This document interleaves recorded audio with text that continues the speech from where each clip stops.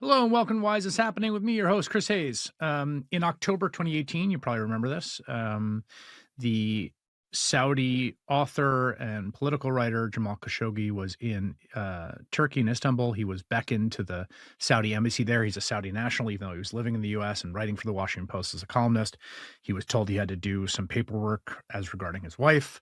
There he was ambushed, and as best we can tell from intelligence reports of other governments that have been reported on the US press, he was tortured and murdered by Saudi agents who were, again, according to the reporting we have, at the direction of the ruler of Saudi Arabia, Crown Prince Mohammed bin Salman. He was then cut up with a bone saw and disposed of. This was, when it came out, an enormous international scandal, and also somewhat strange and geopolitically awkward because the president at the time was Donald Trump, who had quite famously made his first foreign trip to Saudi Arabia, was very close to the Saudis, loved the fact that they had money, had for many years praised the Saudis because they had so much money and they like to buy things from Trump. And what am I supposed to say? Negative things about them. The Biden administration came in. They kind of kept a strange, again, somewhat awkward arm's length relationship. They were critical of the human rights abuses and obviously this murder of American newspaper columnist, but also for geopolitical reasons, not the least of which having to do with oil, but also U.S. alliances, military alliances in the region. Met with Mohammed bin Salman, gave him a fist bump, which is a sort of strange symbol of kind of being in between a handshake and hands off. And the Saudi kingdom under Mohammed bin Salman has sort of undertaken a sort of full court PR press to wash away the memory of this brutal, grisly, and despicable murder. And they have a friend in Donald Trump who recently invited the crown prince to the Oval Office. They met together. When people asked in the gaggle about the murder of Khashoggi, he insulted the reporter and said, "You're embarrassing our guest." He also said, I'll shake that hand. I don't care where it's been," which was a strange, gross thing to say. The Saudis have been undergoing this kind of full court press on American culture, using the insane amount of money they have in their sovereign wealth fund to do things like host a big comedy festival with a who's who of American comedians, and to start funding movies and start to move into all sorts of forms of American culture. All of this, I think, part of a very savvy effort to resuscitate the reputation of Mohammed bin Salman with Americans.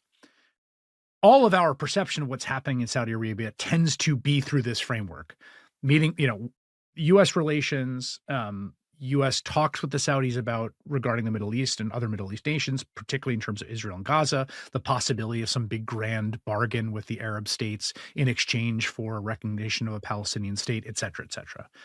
There is very, very little perspective of Saudis. Partly that's because Saudis in Saudi Arabia are in the midst of what continues to be quite a repressive state that represses dissent.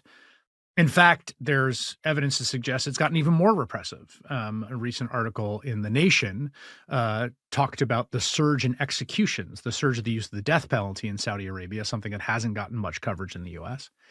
And so to kind of put all this in perspective, I thought it'd be great to talk to a American Saudi writer, journalist, the author of that piece actually in The Nation about the surge in executions in Saudi Arabia. Her name is Ebtihal Mubarak. I've known Ebti for a while because my wife, full disclosure, served as a sort of lawyer for her. She was working her way through the immigration system. She worked as a writer and journalist, came to the U.S., and you'll hear a little bit about her story. And Ebti, it's great to have you on the program. It's great to be at the program. Thank you for having me, Chris, and thanks for the introduction. Well, maybe you could, maybe let's just start with your story. Will you just tell me a little bit about yourself and about how you went from Saudi Arabia, ended up in the U.S., and now have ended up, if I understand, a U.S. citizen? Yeah, sure. So my story somehow also coincides with the story of the reform and the lack of it in Saudi Arabia. I started my journalism career in 2005, a few months before the King Abdullah came to the throne and King Fahad passed away. And to be honest, when I started, I didn't really want to write about human rights, or because there was no option. There was not an option to that, right? So I wanted to write more about culture and book reviews and what I can manage without, having to be hypocritical to myself before the readers, right? So I work for the Saudi newspaper in English called Arab News.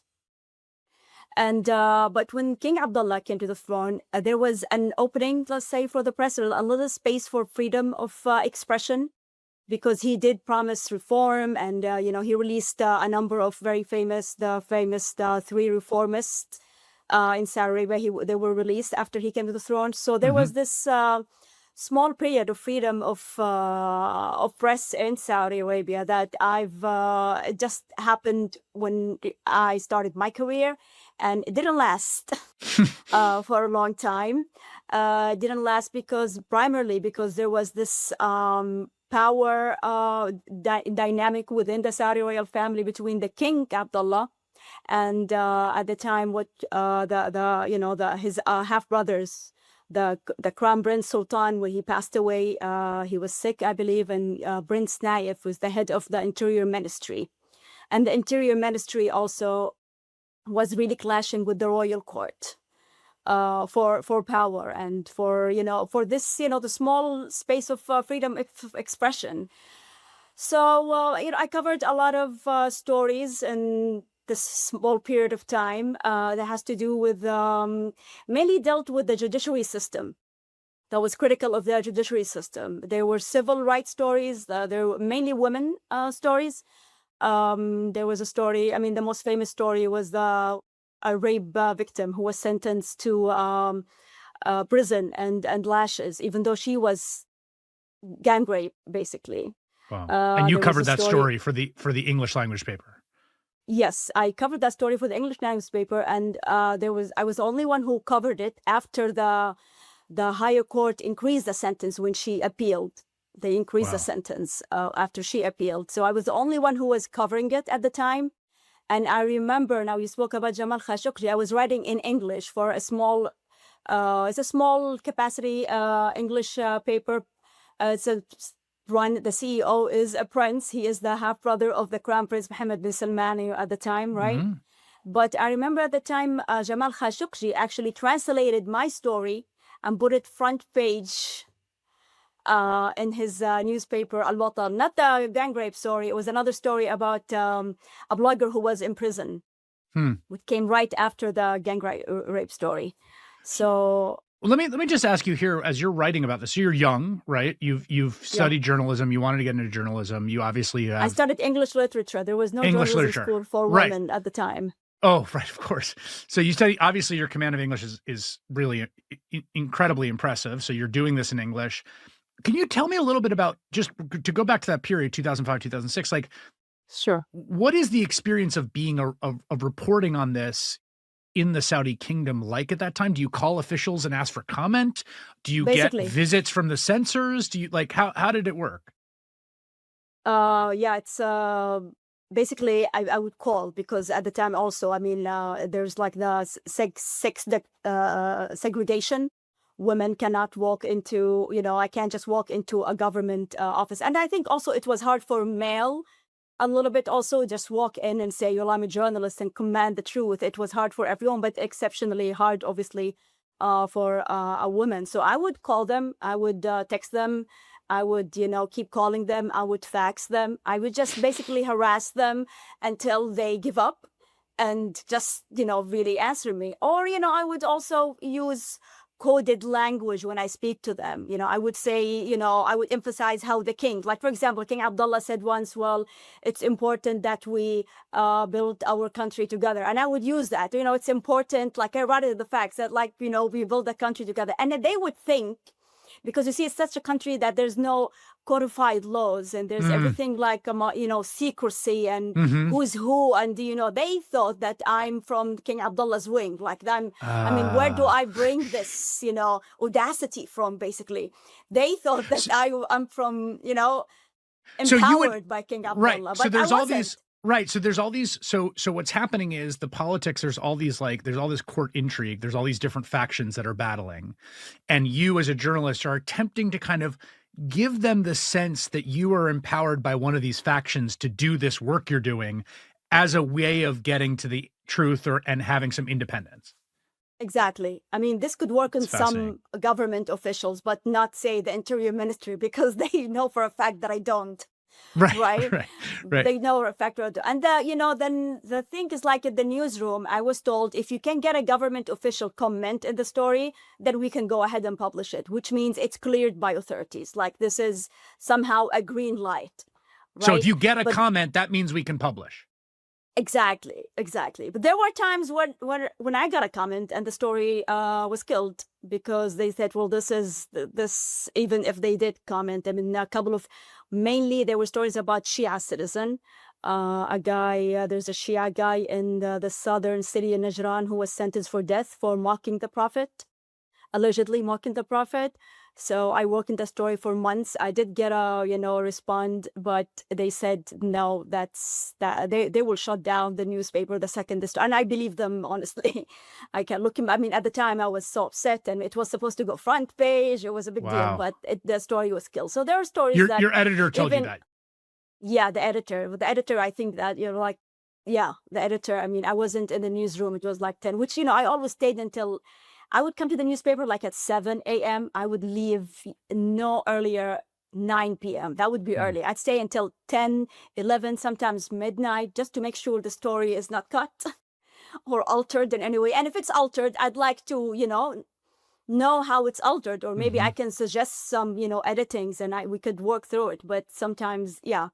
So I worked through these like mysterious red lines, but I have to say also because it was written in English, not in Arabic, so there was a little bit more space, there was room more than say Arabic newspapers in Arabic, because that's like a wide audience. Our newspaper was mainly read by the international press, by ambassadors and the ambassadors in the country, and so forth, anyone who reads in English basically. And I've been told by professors here, journalism professors here in New York, that this is also somehow a system that China uses. Like there's more room for freedom of express in English press, Chinese newspapers. Right, because they don't have to worry about they're less worried about domestic audiences getting all riled up and having Exactly. some foreign facing moderately free press makes them look better if there are these investigations. So it's sort of they'll allow some space there.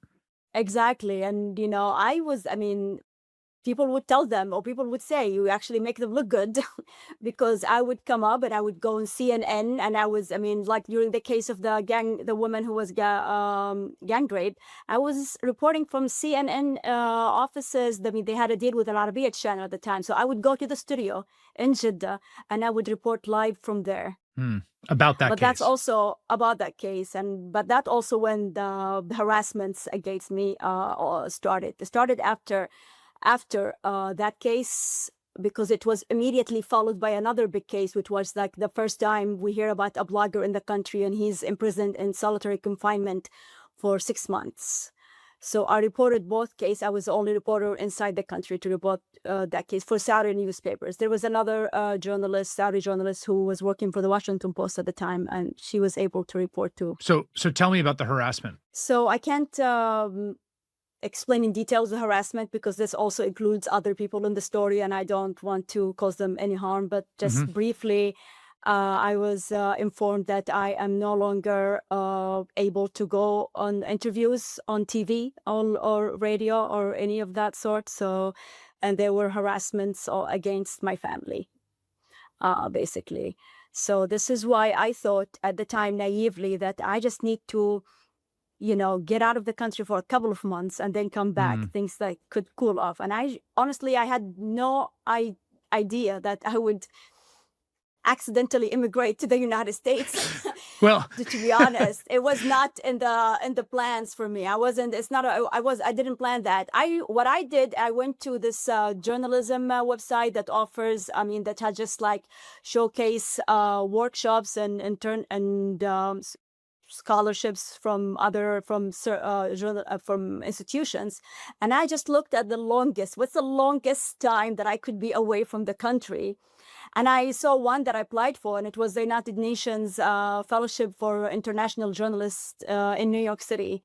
So I applied and I got accepted and I just left. I thought this is going to be, it's greater for 2 months. That's the longest I could find for a fellowship. And I would come back. I didn't plan, I didn't say goodbye to family members. I didn't,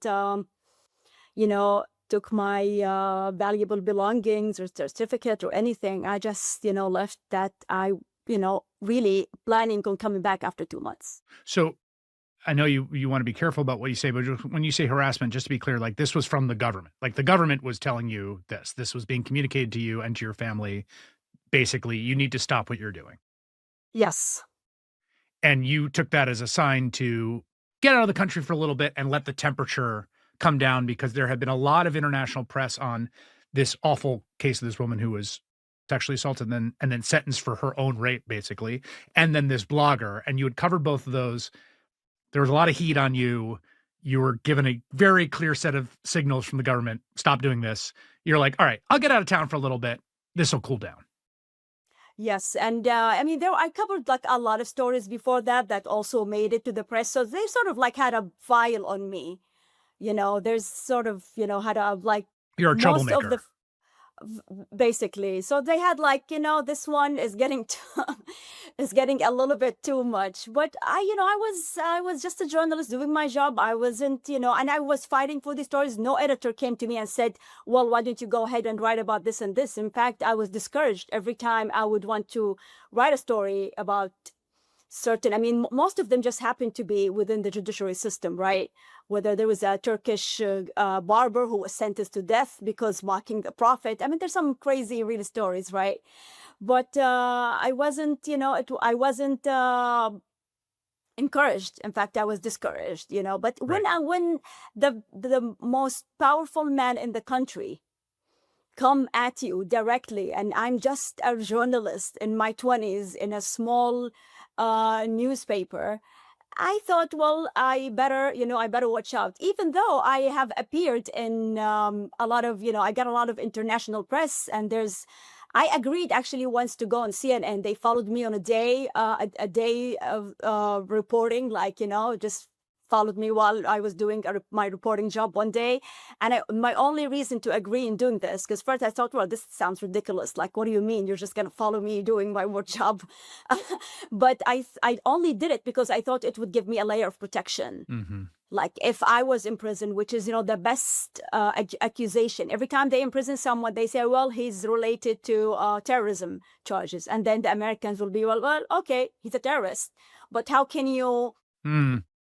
manufacture such Right. about myself. So I thought that would give me a layer of protection, and it did. I believe it did, but for a while. So I wasn't sure this is going to last. So I left for like exactly as you said, for a little bit, things to cool off. But you know what? Looking back, 2008 was a pivotal year in the country, because at the beginning of 2008, which, we're going to come up to the story that I wrote about the mass executions in Saudi Arabia the past 2 years. The Interior Ministry created this specialized court. It's not the right for the Interior Ministry. It's not the right, legally speaking, to create any court. So they created some sham court so they can try what they say terrorists. But when later, really, they used it to try all the activists. And this is the court that is actually sentencing everyone with mass executions. So 2008 was, a little alarm went through my head, and I'm like, we are not safe. I'm not safe here. But looking back, I think it was the court was created in early months of 2008, like March, I believe, around March. So that is called the Specialized Court for Terrorism, which is, it's absolute scam, because there are other courts in the country that can perfectly, try terrorists or anyone else really for any crime they have committed. But this is a court where they choose the judges. Like there's a certain choice of judges who are very much allied to the. Right. Most of them are, but it just like the proceedings and the laws and breaking the law that they already have themselves. So it was it was obvious. So obviously this court is kind of an ominous transformation for you, because you can see they're creating this process for expedited sort of extrajudicial imprisonment, persecution. But what was just tell us what if you feel comfortable, tell us what was it that made you realize at the end of 2 months, like, I I can't go back?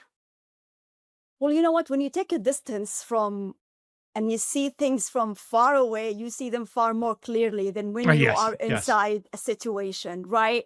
So inside a situation, and everyone around me is like, "Oh, it's not that bad. It's not that bad." But it's not that bad for you because I'm the one who was writing these stories. I was the one who my byline. I was the one who was, harassed, and especially when they reach out to when it reached the level that they were contacting my family. They were trying basically that, I don't want to go to details, but they were trying to defame me. Basically, they were telling my family things about me. And I come from a middle class family that has no engagement whatsoever with activism or any involvement with politically or socially Yeah. or anything of that sort. So that was a red flag for me. But also when I came here, I received like phone calls from like coworkers, and people were like asking other about me. I also recorded a video about there was a hunger strike some activists were doing back home. I recorded the video about the hunger strike. I believe it was for some human rights-based organization here in New York, Brooklyn, called Witness. So things were like, so I started to have this, like, people called me from back home and told me, well, so and so was asking about you. So I'm like, oh, is it smart to go back? And I was lucky I had a visa. I mean, most Saudis really even at the time, especially, this is 2008, where it was very hard to get US visas. And when they were given, so that was like for a short period of time, but they gave me a visa for 2 years. I actually was like my first time in the US. I was invited by a State Department in 2007, I believe, like the year before that, basically. So I was in good record and in good relationship with the U.S. Embassy in Saudi Arabia. So I was lucky to get it. I mean, a lot of times, that people were denied. Some Right. journalists were denied too. So I had the visa for 2 years, and I thought, well, let me wait a few months, right? Wait a few months and see if things also could, cool down or something changed. There's always, I mean, until this day, 17 years in exile, this feeling of something could change at any Hmm. time. I still do. We're going to talk more about that. So, something could change, something could happen, but, if actually things were going backwards. The small room of freedom of press is no longer there. I mean, no one was really publishing. And I was started to write, even though, I didn't, applying for asylum was never really in my mind. Like, I didn't even think about it. I was thinking about to get like to adjust my visa to another visa, or whatever. So, after I stayed like for the 2 years and things were get much, much worse in the country. And this was also before the Arab Spring, like, 2008. And you could see the desperation among people, like the 3 years before the Arab uprising, right? So, long story short, I stayed, and I actually started writing in Arabic for an Arab newspaper, a weekly column, and they stopped publishing for me mysteriously. They don't give me any reason. But anyway, I applied for asylum after that, and I'm here since still. You've never been back, right? I've never been back. Talk to me a little bit about you talked about so this is back when you leave this sort of brief window, it seems to close. This is now we're back in 2008. I wanna sort of fast forward ahead because obviously you pay careful attention to the country even though you're in exile here, basically. And I imagine talk to people there and read the news and the story of Mohammed bin Salman is this was a young, charismatic guy, Western oriented, the But how folks is had he done Western oriented when he never studied in the West, though? The Western oriented is such a funny term for I know, someone I'm who not saying never that's left the true. I'm saying country. that's I I know know, I that's know. this is like the story of him was like, and you would talk to people all the time, like people on Wall Street, people in tech world, they're all huge fans of this guy. He's got a real vision for his people. He's going to open the country up. He's not like that. They really, a certain part of the American elite, political elite, financial elite, tech elite, really got sold this vision of Mohammed bin Salman as this breath of fresh air, the leader Saudi Arabia needs. This is like before Khashoggi happens and when he's putting family members in the Ritz-Carlton, like working them over and basically imprisoning them in a hotel. How do you understand MBS's leadership, his regime, and how do you understand the distance between how he's perceived here in the US and what kind of leader he's actually been in Saudi? So whatever I told you about my work and my life in 2005, I've never heard about Mohammed bin Salman in my life before, Huh, that's really 2005. interesting. I've never heard about him. I mean, he That had name. the name. No one did. No one did.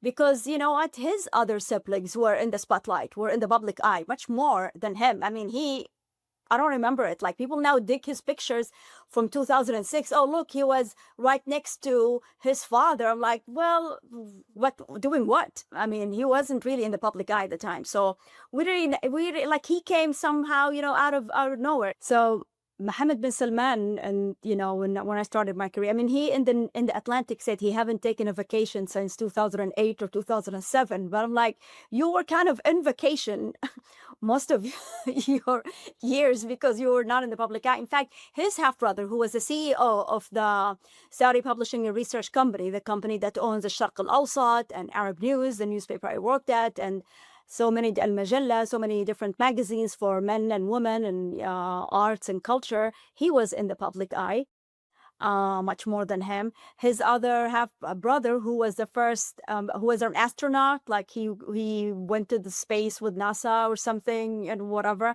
So he was actually in position to be in line for some higher position. Like that's what everyone at least thought at the time. So he was not in the public eye at all. So I don't know about, I mean, westernized is like he was westernized. Like, what does that even mean he's westernized when he is actually the only one, maybe? I'm not entirely sure if he's the only one, but from those that I mentioned,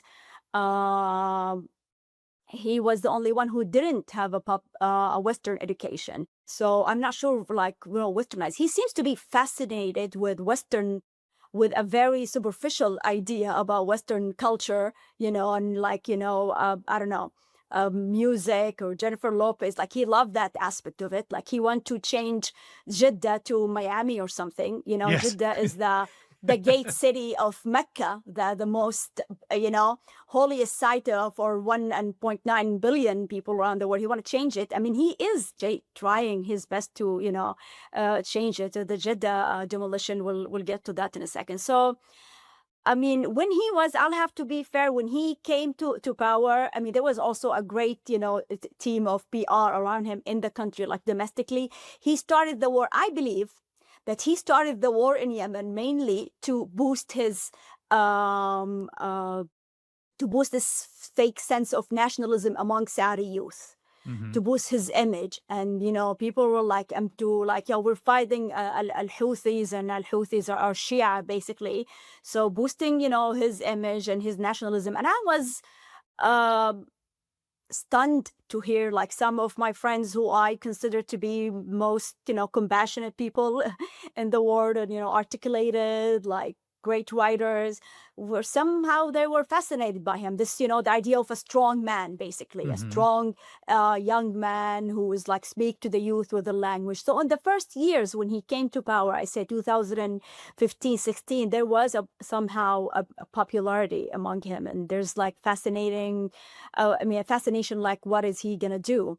And I remember talking to people here in New York City, Saudis, who were somehow impressed by him. And I was like, are they serious? Am I like just delusional? Who's the delusional among us? And you know what?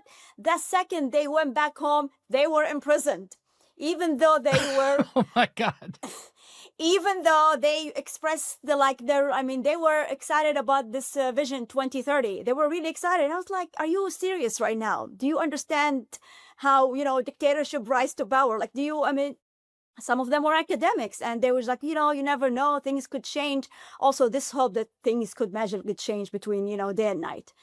So he, at the first years of his, rise to power, he managed to create this image of a young leader who listened, but that just really dissipated. I feel like right now it's in its lowest stage. It's as if we had rating in Saudi Arabia, he would have had worse rating than Trump is having right now. Really? Wait, let's talk about that. So obviously there's a huge PR push around him, right? He does a lot of and we don't have to get in the details, like dexterous court intrigue to get control. And he, like you said, kind of comes out of nowhere, consolidates control, does this whole thing where he sort of, wages a kind of battle against rival factions, which he calls rooting out corruption, which, I'll leave it to everyone else to interpret how legitimate or good faith that was as an undertaking. But he does consolidate control. He does have a very effective PR machine. It does work here in the US.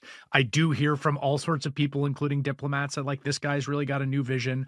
This Vision 2030 is, we're not going to be an oil nation forever, and we have to diversify, and we have to use our money now to dominate the future in all kinds of stuff. We're going to develop this linear city, and we're going to build out AI, and we're going to be friendly to America, and we're going to get rid of the theocratic police, and we're going to give women more latitude, and we're going to start having concerts and comedy shows, etc. That's the whole shtick, okay?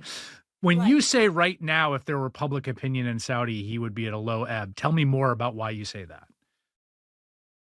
Well, just what you said, just to recap what you just said right now, the Saudi-US relationship is extremely complicated. And I was just reading this book of Edward Said about Islam and America, and the first page was like in the 70s, the Con Ed had this ad which they had the pictures of OPEC oil ministers, and these are the people who control. So there's this there's like, we gotta dig deep to the roots of the US, and as you mentioned earlier in the introduction, usually the Saudi citizens do not exist in this picture. It's all about the ruler.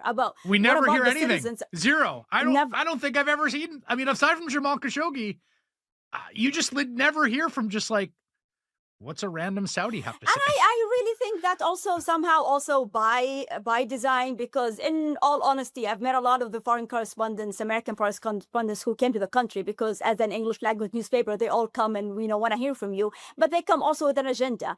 Like, I try to speak to them about, certain issues or other real issues that we are facing, and they want to come, they want to meet the extremist sheikh, the terrorist, and the liberal. And it's really not a matter of fact between the liberal or the terrorist. It's a matter of the Saudi royal family controlling everything in the country, basically. It does strike me that, like, it is also, to this point about where sort of Saudi public opinion or voices of Saudis register in the conversation, it isn't like you can just, as a foreign journalist, walk around Jeddah with a microphone and do MOS interviews like you can in Vienna. There's a reason, right, that it is much harder to go like take the pulse of folks under the conditions in Saudi Arabia than other places. Right. Listen, it's extremely even hard for me. Like, I'm born and raised in the country, and it was extremely hard for me. But at that time, when I was there was this small room, as I said, a window for, right now it's impossible. Any reporting from Saudi Arabia should start, like, the first two lines with, like, disclaimer, like, it's impossible to really talk to anyone right now, right? Because you really jeopardize no one wants to talk to you, right? And also that, as you mentioned, the Saudi Arabia assigns an interpreter or like a companion with every foreign correspondence, who goes. But you can also, right now, there's like the numbers of Saudis in exile are increasing in unprecedented numbers. They claim that they made things better for women, and he didn't make anything. By the way, all these laws about women laws, they were in the works decades before him. These are the culminations of the efforts of Saudi women activists for decades, like writers, academics, everyone, social workers. So he just came and, it went into effect, but also there's limitations to it. Like you can, if you go online now, if you're a young Saudi woman and you talk about feminism, you'll be immediately imprisoned. They do not want that. The word feminism, like, scared, because it has to be not to feminism. It's because the crown prince granted you these rights. Mm-hmm. Right. So, I mean, back to the lower ratings, he's extremely unpopular right now because you have so many things. First of all, the unemployment rate is skyrocketing. Now, we do not have, I think the formal Saudi numbers are like, oh, it's like at a low, it's actually, it's the lowest it has been, which is a complete lie. Because if you go online, if you see pictures from public, from, government or job fairs, you see people lining with the thousands. A lot of people are complaining online about not having, a job. A lot of the Saudis who came to America to study at the promise that they're going to come back with, much higher paid jobs, they're still, jobless. One of them burned his degree online, like on TikTok or something. All I see, I don't know, what do people see, the foreigners, when they go to Saudi Arabia, but all I see is like people like lining up with like French fries, selling French fries in the streets in Jeddah. That's what that's all I see in social media. So even social media in English and Arabic are like, two completely different things, right? Also, so there's a high employment, there's a demolition everywhere and eviction in Jeddah. So when Biden came to Jeddah, it was like few months, it was, I believe, in July 2022. In October 2021, the government forcefully evicted more than 1 million people from their homes. More than 1 million people. They What? gave them Yes, such short notice. Like everything I know about my city is no longer there. Where I was born, where I grew up, where I went to school, nothing, demolished. The heartbeat of the actual Jeddah it's like if you go there, it looks like a war just took place for no reason. And, a lot of these houses, they're families who are on, certain, income, socioeconomic backgrounds. A lot of them were foreigners, but people were not compensated. And they were given short period notice, like, at most it was like a month or so, or 2 months, but some of them got weeks, a week, few days just to get their belongings and to get out of there. So there's a big crisis in terms of, housing crisis in Jeddah right now. Traffic, because people are like concentrated in certain areas. And he really is trying to genuinely, back to the westernize, he is trying to bring, I don't know, the obsession with Westerners. He really wants to replace us all. If he could, he would replace all of us with Westerners who are so much fascinated with him. Maybe they should all go live there, Wall Street, And, at the time, there was rumors that he is actually going to have Trump construction business or something related to Trump to build these towers in Jeddah. Yeah, there's reporting on that. Yeah, there's reporting on that, but this is the rumors we've been hearing for the past 5 years, right? So here's this eviction. Also, there's the eviction and there's also a big thing for him. There's a lot of security forces. People are defecting from them. There's they executed 2 Air Force personnel, like a colonel and a sergeant, for treason charges. People from the opposition sources say because they refused to bomb civilians in Yemen. So there is a dissent within the security establishment. There's the Air Force or the National Guard or even the Royal Guard, right? A lot of them are leaving the country. There's like a colonel, a dissident who left, and he's talking, against the regime in London. There are a number of them in Canada. I'm sure there's more than them who choose to be silent because, fearing safety for their families. And that's one thing we never feared before, to be honest. Fearing for our families, for things that we are doing. I didn't experience that, but everyone now is fearful for their families. So a lot of people are, silent, especially after, Jamal Khashoggi's death. So he's extremely unpopular on all these things. And, also you have to factor the mentality of the Saudi society. They have a respect for elderly, King Abdullah or, King Fahad, even if they he didn't really do anything for the country, right? But he's a young guy, so there's the elder respect Interesting. factor is not there, at all. Huh. But also a huge the biggest red flag of all is the Abraham Accords, which Saudis believe are why he came to power. There's a ton of conspiracy theories out there. I've never heard so many conspiracy theories as much as I'm hearing these days, but it's all about the Abraham, a lot of it about the Abraham Accords, that he is in power because he promised America that he would normalize With Israel. relationship with Israel. Yes. Basically, I mean, yeah. I think that the idea that he would be the person to do that is a huge part of the American understanding of why he was this important new leader, right? And obviously there's a lot of reporting that, Trump wants that from him, and there's been talks about that, and that he's resisted, Biden. and Biden as well. Biden. Yeah, absolutely. And Yeah. Biden. I mean, I remember there's an interview with Anthony Blinken where he was asked about Jamal Khashoggi. Well, he said, I mean, I'm rephrasing, right? I don't remember exactly, but he said, "Oh, that was horrible, but I think he will do better in the future. Like, this is some sort of Right. like internship for dictators. Like, he's going to do better. Instead of dismembering them, he's gonna kill them through the judiciary system." So, I mean, there's still this fascinating with, I mean, they're willing to overlook everything for this normalization to take place, which I think is extremely dangerous. It weakens him. He knows that very well. That's why he cannot. I mean, he would be happy to announce that today, now, right this moment. Normalization, right? You're saying, to join the Abraham normalization. Accords. Yeah, but he knows it's going to be extremely dangerous for him, right? I mean, if you look at his pictures, even when he goes to perform, he's praying at the Mecca or Medina, he is surrounded. I mean, there's a space between him and the other prayers, and he is surrounded by security, something I've never seen a king have done before. Like, he's genuinely, he's genuinely scared, I think, for his life.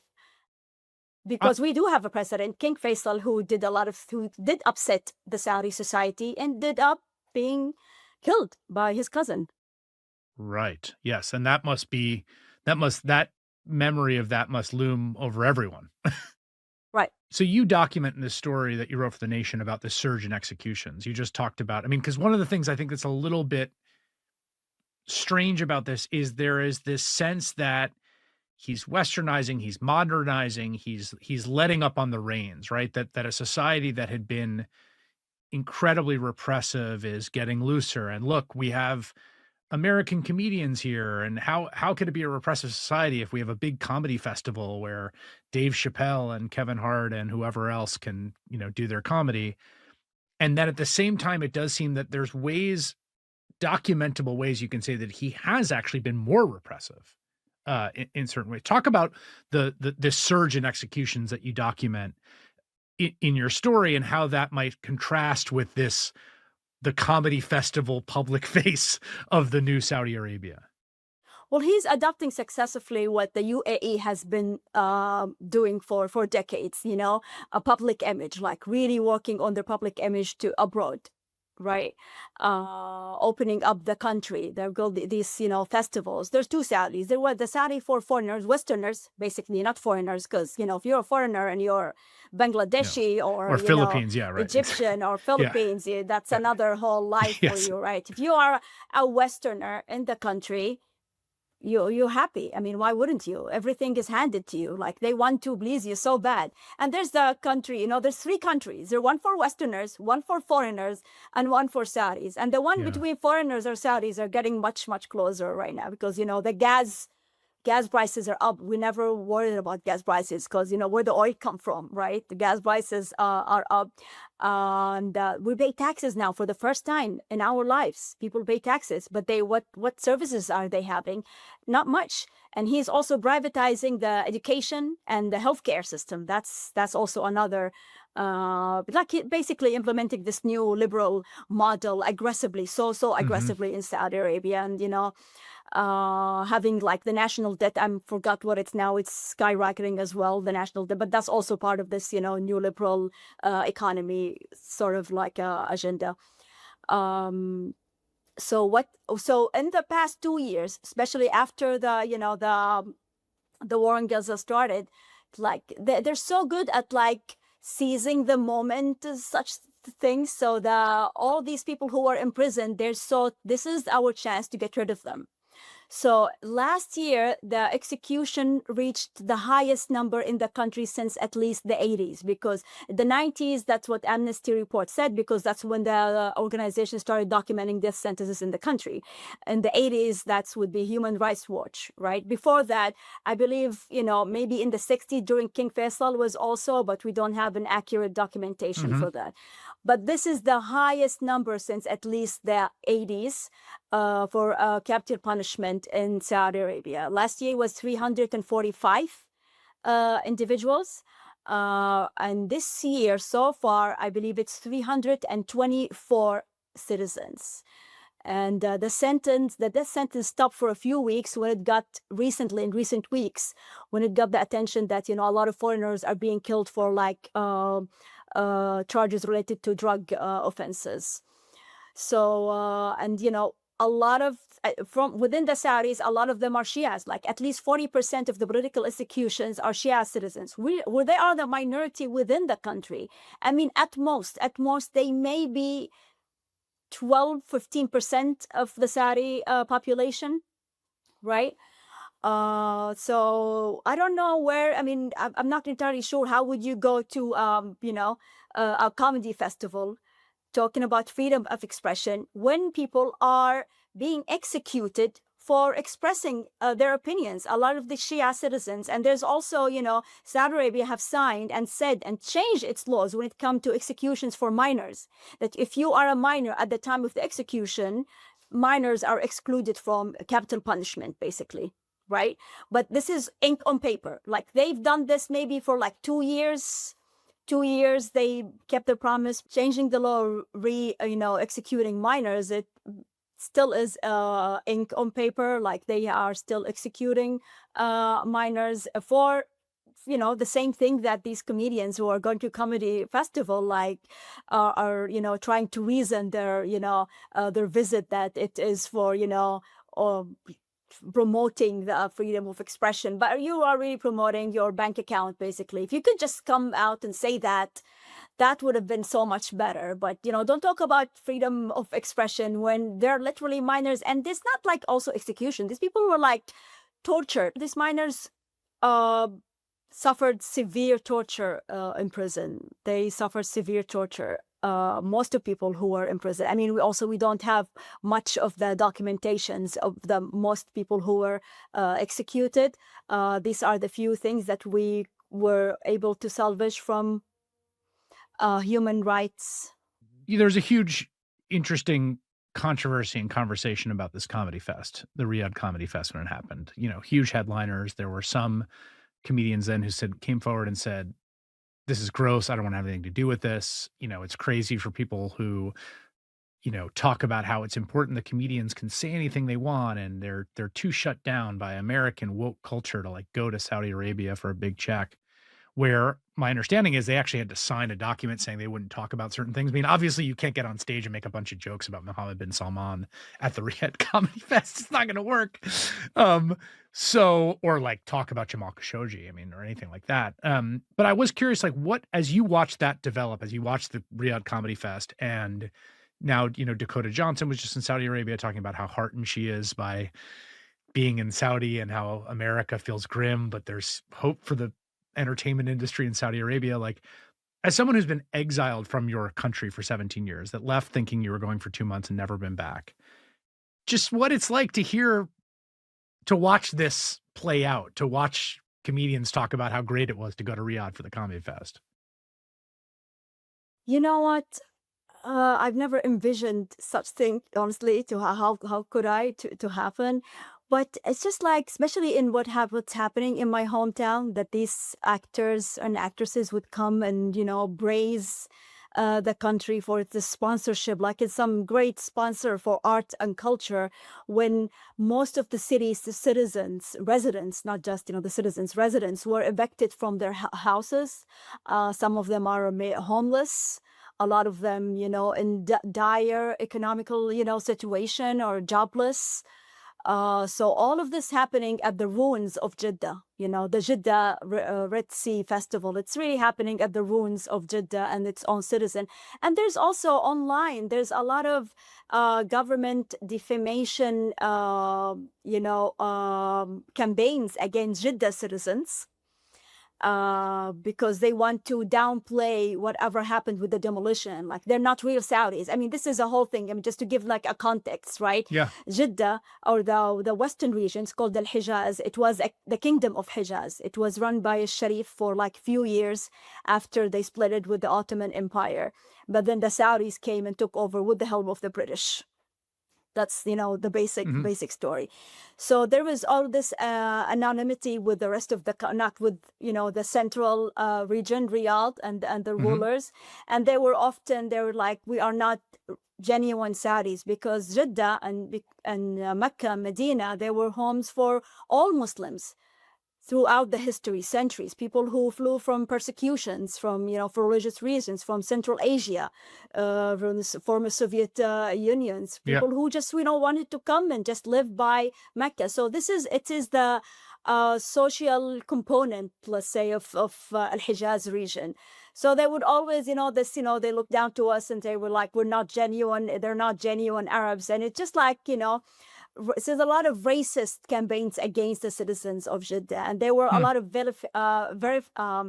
they tried to vilify the citizens before the demolition took place, especially in 2020. When I looked at the Saudi press, they said, oh, well, a lot of these neighborhoods house criminals and drug dealers, and, they portray them in such a way that, so it was okay for them to be, demolished. So to see all of this happening, and this, Hollywood actors and actresses come and just like enjoying their, fun time under the sun in Saudi Arabia. It just like, but this also, incorporates with the whole, what Americans think about Saudi Arabia. Nothing about just an opportunity to make more money, whether it is, politicians in DC, Wall Street, investors, tech people. It's just an opportunity without any,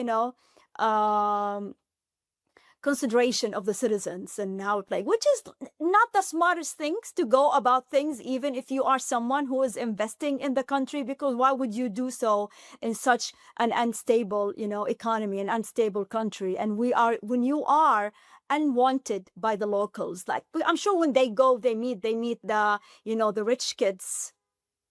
They meet the wealthy children who are from the families who are benefiting from the situation, right? From the upper middle class, Saudis, and they're having a great time. But have they ever met someone who's, outside these circles? I mean, they didn't. I don't think they care. I mean, I don't think they can, but I don't think they care. So it's surreal to watch these things, especially, as I said, in my hometown. Like, it's sort of like, I don't know. I'm just looking forward to see the outcome of like everyone else. How will this play? Do you think about going back?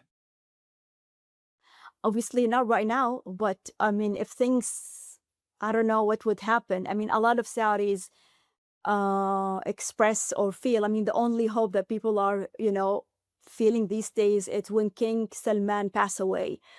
People expect, some sort of like fight for power.